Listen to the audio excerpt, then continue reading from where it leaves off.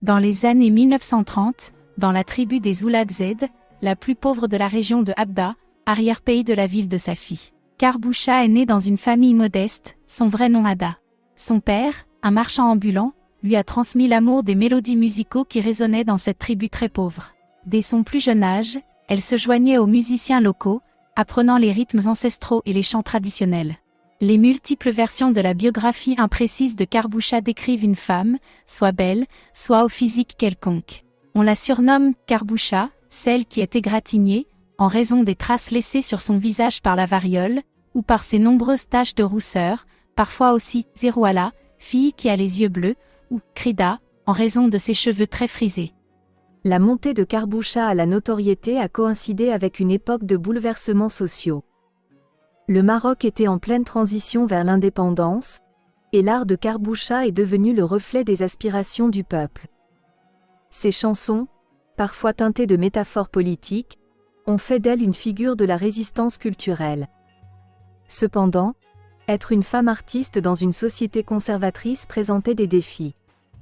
Karboucha a bravé les conventions pour chanter librement, devenant une icône controversée mais incontournable. Ses performances dans les cafés de la Médina et les festivals régionaux ont attiré l'attention, et ses enregistrements ont commencé à circuler bien au-delà des frontières de Marrakech. La période post-indépendance a vu Karboucha consolider son statut d'ambassadrice musicale du Maroc. Elle a collaboré avec d'autres artistes influents de l'époque, contribuant à fusionner les traditions musicales avec des éléments contemporains.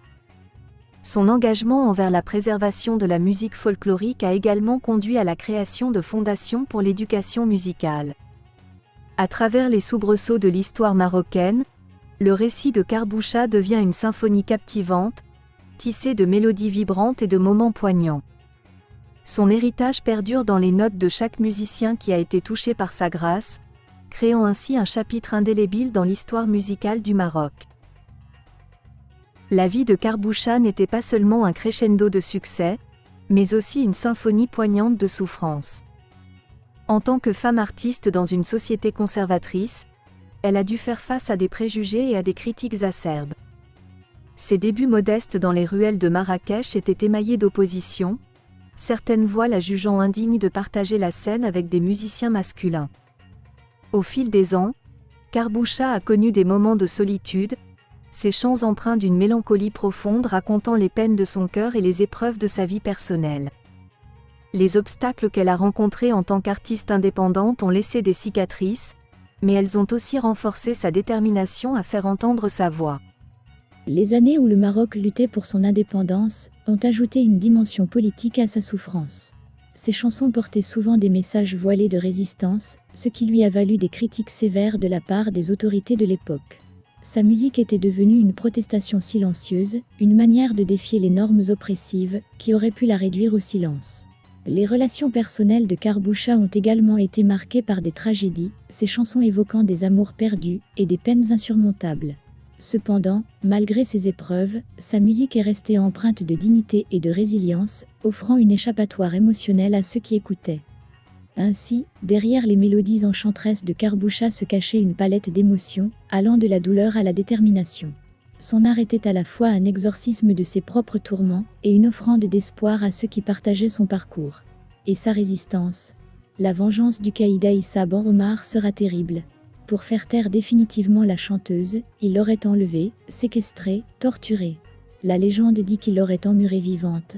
Selon une version du mythe de Karboucha, le despote qu'était Caïd Aïssa s'accaparait, par n'importe quel moyen, toute chose qu'il désirait. Il convoitait fortement la Cheka, mais elle ne succombera jamais, ni à ses avances ni à son pouvoir, et encore moins à l'attrait de sa fortune. Une autre version du refus de Karboucha serait l'amour caché, qu'elle vivait avec le propre fils du caïd, et qu'elle a fini par avouer, avec ironie dans les célèbres vers Mena Ana ou Menanta, Ayaouin. Eloub, Beza Falik. Dans la langue poétique du Zajal, Karboucha n'a de cesse de condamner son ennemi, et de le défier dans ses chansons. Aliyam Aliyam, Eyam El Kara Oudlam, Finek Yaawissa, Finek Chanoul Mershan, Kal Geyertimen Abba, Kal Yetintimen Sebian, Blaseba Blatekmam. Ou encore Yaban Omar Yam Edem Lefra, Yam Chetel Alama. Fier et intrépide, Karboucha ira même jusqu'à le menacer. Ya Awisafik Labka, Ubaki Benadem Essas, ou Mabkaked Mafat, Daraïsa Galoukwa. Une fin tragique. Avec tristesse, elle chante aussi son destin tout en affirmant l'amour de son pays pour lequel elle a combattu et donné sa vie. Karboucha est alors en grave danger, elle est recherchée par les sbires du caïd. Elle fuit chez ses oncles à Oulasaï, près de Seta, mais par un jeu de tractation entre caïds, elle est vite retrouvée et livrée à son ennemi. Karboucha paiera de sa vie sa rébellion et sa résistance. La vengeance du caïd Aïssa Ben Omar sera terrible. Pour faire taire définitivement la chanteuse, il l'aurait enlevée, séquestrée, torturée. La légende dit qu'il l'aurait emmurée vivante.